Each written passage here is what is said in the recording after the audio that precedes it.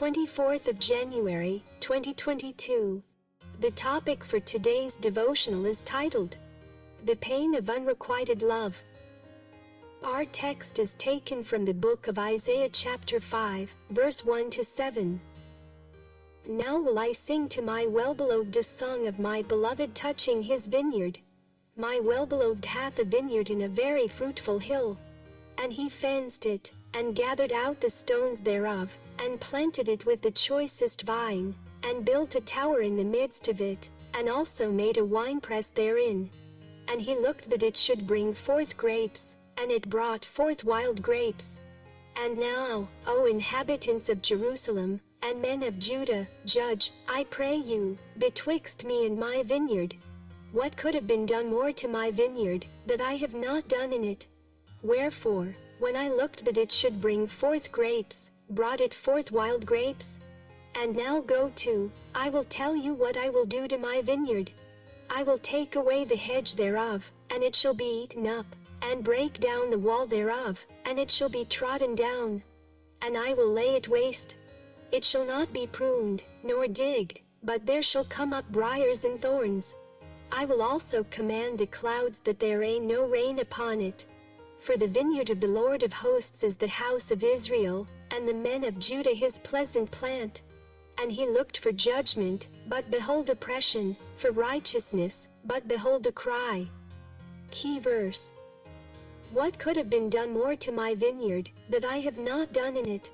Wherefore, when I looked that it should bring forth grapes, brought it forth wild grapes?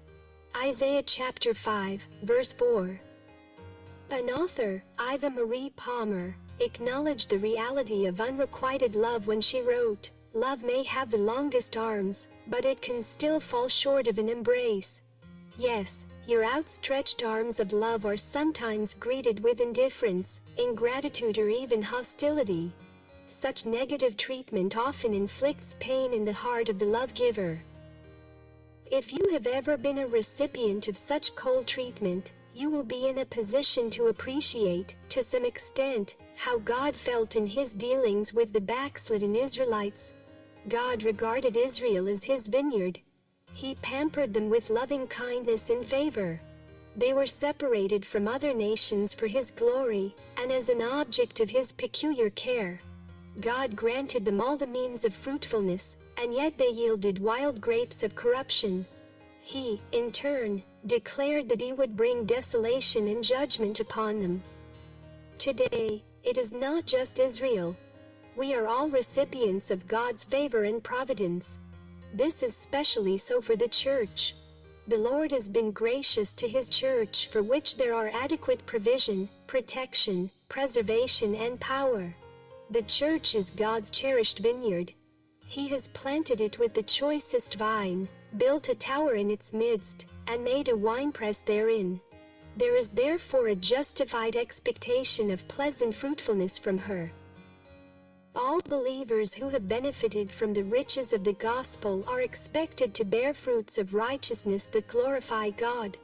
This is the most important way to please him and requite his love. Thought for the day. A two-way love produces the best traffic. The Bible in 1 year. Acts chapters 22 and 23.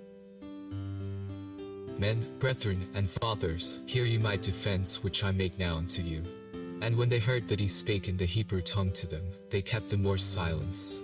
And he saith, I am verily a man which am a Jew, born in Tarsus, a city in Cilicia, yet brought up in this city at the feet of Gamaliel, and taught according to the perfect manner of the law of the fathers, and was zealous toward God, as ye all are this day. And I persecuted this way unto the death, binding and delivering into prisons both men and women. As also the high priest doth bear me witness, and all the estate of the elders. From whom also I received letters unto the brethren, and went to Damascus, to bring them which were there bound unto Jerusalem, for to be punished. And it came to pass, that, as I made my journey, and was come nigh unto Damascus about noon, suddenly there shone from heaven a great light round about me, and I fell unto the ground, and heard a voice saying unto me, Saul, Saul, why persecutest thou me? And I answered, Who art thou, Lord? And he said unto me, I am Jesus of Nazareth, whom thou persecutest. And they that were with me saw indeed the light, and were afraid, but they heard not the voice of him that spake to me. And I said, What shall I do, Lord? And the Lord said unto me, Arise, and go into Damascus, and there it shall be told thee of all things which are appointed for thee to do. And when I could not see for the glory of that light, being led by the hand of them that were with me, I came into Damascus, and one Ananias, a devout man according to the law, having a good report of all the Jews which dwelt there, came unto me, and stood, and said unto me, Brother Saul, receive thy sight. And the same hour I looked up upon him, and he said, The God of our fathers hath chosen thee, that thou shouldest know his will, and see that just one, and shouldest hear the voice of his mouth. For thou shalt be his witness unto all men of what thou hast seen and heard. And now why tarriest thou? Arise, and be baptized, and wash away thy sins, calling on the name of the Lord. And it came to pass, that, when I was come again to Jerusalem, even while I prayed in the temple, I was in a trance, and saw him saying unto me, Make haste, and get thee quickly out of Jerusalem. For they will not receive thy testimony concerning me. And I said, Lord, they know that I imprisoned and beat in every synagogue them that believed on thee. And when the blood of thy martyr Stephen was shed, I also was standing by, and consenting unto his death, and kept the raiment of them that slew him. And he said unto me, Depart. For I will send thee far hence unto the Gentiles. And they gave him audience unto this word, and then lifted up their voices, and said, Away with such a fellow from the earth. For it is not fit that he should live. And as they cried out, and cast off their clothes, and threw dust into the air, the chief captain commanded him to be brought into the castle, and bade that he should be examined by scourging, that he might know wherefore they cried so against him. And as they bound him with thongs, Paul said unto the centurion that stood by, Is it lawful for you to scourge a man that is a Roman, and uncondemned? When the centurion heard that, he went and told the chief captain, saying, Take heed what thou doest, for this man is a Roman. Then the chief captain came, and said unto him, Tell me, art thou a Roman? He said, Yea. And the chief captain answered, With a great sum obtained I this freedom. And Paul said, But I was freeborn. Then straightway they departed from him which should have examined him. And the chief captain also was afraid, after he knew that he was a Roman, and because he had bound him. On the morrow, because he would have known the certainty wherefore he was accused of the Jews, he loosed him from his bands, and commanded the chief priests and all their council to appear, and brought Paul down, and set him before them. Acts chapter 23. And Paul, earnestly beholding the council, said, Men and brethren, I have lived in all good conscience before God until this day. And the high priest Ananias commanded them that stood by him to smite him on the mouth. Then said Paul unto him, God shall smite thee, thou whited wall. For sittest thou to judge me after the law, and commandest me to be smitten contrary to the law? And they that stood by said, Revilest thou God's high priest? Then said Paul, I wist not, brethren, that he was the high priest. For it is written, Thou shalt not speak evil of the ruler of thy people. But when Paul perceived that the one part were Sadducees, and the other Pharisees, he cried out in the council, Men and brethren, I am a Pharisee, the son of a Pharisee. Of the hope and resurrection of the dead I am called in question. And when he had so said, there arose a dissension between the Pharisees and the Sadducees, and the multitude was divided. For the Sadducees say, that there is no resurrection, neither angel, nor spirit. But the Pharisees confess both, and there arose a great cry. And the scribes, that were of the Pharisees' part, arose, and strove, saying, We find no evil in this man. But if a spirit or an angel hath spoken to him, let us not fight against God. And when there arose a great dissension, the chief captain, fearing lest Paul should have been pulled in pieces of them, commanded the soldiers to go down, and to take him by force from among them, and to bring him into the castle. And the night following the Lord stood by him, and said, Be of good cheer, Paul, for as thou hast testified of me in Jerusalem, so must thou bear witness also at Rome.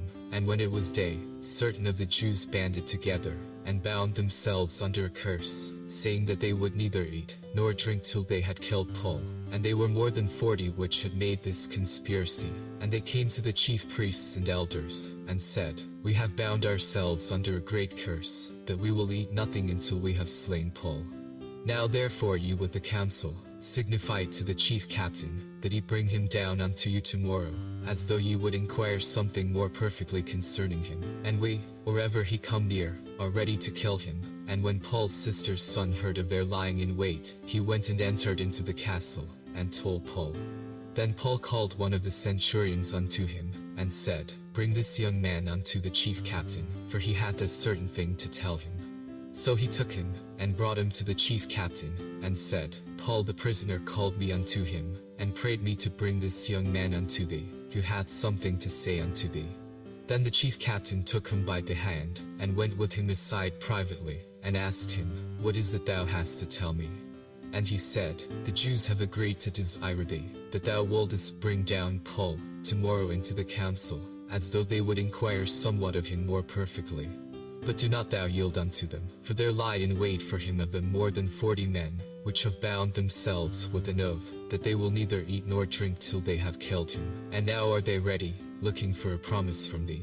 So the chief captain then let the young man depart, and charged him, See thou tell no man, that thou hast shewed these things to me. And he called unto him 2 centurions, saying, Make ready 200 soldiers to go to Caesarea, and horsemen 70, and spearmen 200, at the 3rd hour of the night, and provide them beasts, that they may set Paul on, and bring him safe unto Felix the governor. And he wrote a letter after this manner. Claudius Lysias unto the most excellent governor Felix sendeth greeting. This man was taken of the Jews, and should have been killed of them. Then came I with an army, and rescued him, having understood that he was a Roman. And when I would have known the cause wherefore they accused him, I brought him forth into their council, whom I perceived to be accused of questions of their law, but to have nothing laid to his charge worthy of death or of bonds. And when it was told me how that the Jews laid wait for the man, I sent straightway to thee, and gave commandment to his accusers also, to say before thee what they had against him. Farewell. Then the soldiers, as it was commanded them, took Paul, and brought him by night to Antipatris. On the morrow they left the horsemen to go with him, and returned to the castle, who, when they came to Caesarea, and delivered the epistle to the governor, presented Paul also before him. And when the governor had read the letter, he asked of what province he was. And when he understood that he was of Cilicia, I will hear thee, said he, when thine accusers are also come. And he commanded him to be kept in Herod's judgment hall.